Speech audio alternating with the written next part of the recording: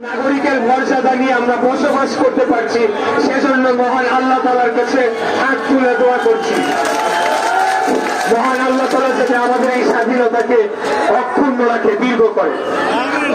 আপনারা জানেন যে প্রাকৃতিক কারণে এবং আমাদের পার্শ্ববর্তী দেশ রাষ্ট্র ভারতের কিছু কর্মকাণ্ডে, অর্থাৎ তাদের যে ডুম্বুর বাঁধ হয়েছে সেই বাঁধের খুলে দেওয়ার কারণে আমাদের এই বাংলাদেশের পূর্বাঞ্চলে প্রায় 11টি জেলায় ব্যাপক বন্যা হয়েছে, ব্যাপক ক্ষয় ক্ষতি সাধিত হয়েছে, বহু মানুষ মারা গিয়েছেন, অনেকেই এখনো সম্পূর্ণ সকল যোগাযোগ থেকে তারা বিচ্ছিন্ন, অনেকেই বাড়ি ঘরে যেতে পারছেন না, একটা ভয়াবহ পরিস্থিতির উদ্ভব হয়েছে।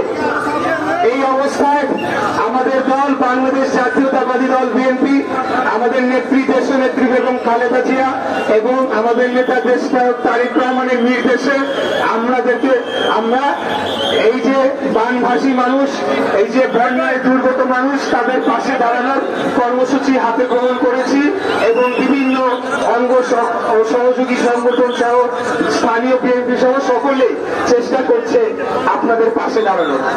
আমি আজকে এসেছি আমার বাবা মরহুম সাদেক হোসেন কোটা ফাউন্ডেশন, সেই ফাউন্ডেশনের উদ্যোগে আমরা প্রতি বছরই বিভিন্ন প্রাকৃতিক দুর্যোগ হোক বা অন্যান্য যে কোনো জনগণের সমস্যা জড়িত কোনো তৈরি হলে আমরা কিছুটা সাহায্য সহযোগিতা নিয়ে তাদের মাঝে দাঁড়াই। আমি এর মধ্যে ধন্যবাদ দিতে চাই যে আজকের এই উদ্যোগের পিছনে সকলেই যারা এখানে আমাদের সাথে যোগ দিয়েছেন, ঢাকা থেকেও যখন আমরা এই ঘোষণাটি দেই অনেকেই আমাদের প্রতি সহযোগিতার হাত বাড়িয়েছেন এবং আজকে এখানে যারা এই ত্রাণ কার্যক্রমটি সুশৃঙ্খলভাবে পরিচালনা করার জন্য স্থানীয় বিএনপি যারা সহযোগিতা করেছেন সকলকে ধন্যবাদ জানাই। আমি আর বেশি কথা দীর্ঘ করবো না, রাজনৈতিক বক্তব্য দিব না।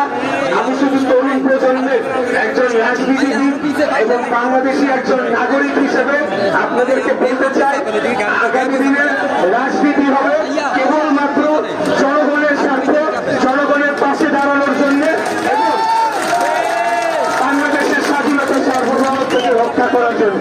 অতীতে আপনারা দেখেছেন এই আওয়ামী লীগ দল তারা বাংলাদেশকে লুটপাট করেছে, বাংলাদেশের মাটিকে তারা নিজস্ব পৈতৃক সম্পত্তি মনে করেছে এবং বাংলাদেশের মানুষ যখন বন্যায় ভেসে গিয়েছে, বিভিন্ন সময় বিভিন্ন সমস্যায় জর্জরিত হয়েছে, তারা ঢাকায় বসে আরাম আয়েশ করেছে অথবা বিদেশে তাদের পাচারকৃত অর্থে সেখানে ভোট বিলাস করেছে।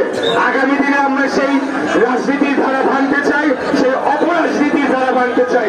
আমরা বিএনপির নেতৃত্বে আগামী দিনে আমরা সশরীরে আপনাদের পাশে উপস্থিত থেকে আপনাদের কষ্ট দূর করার চেষ্টা করবো ইনশাআল্লাহ।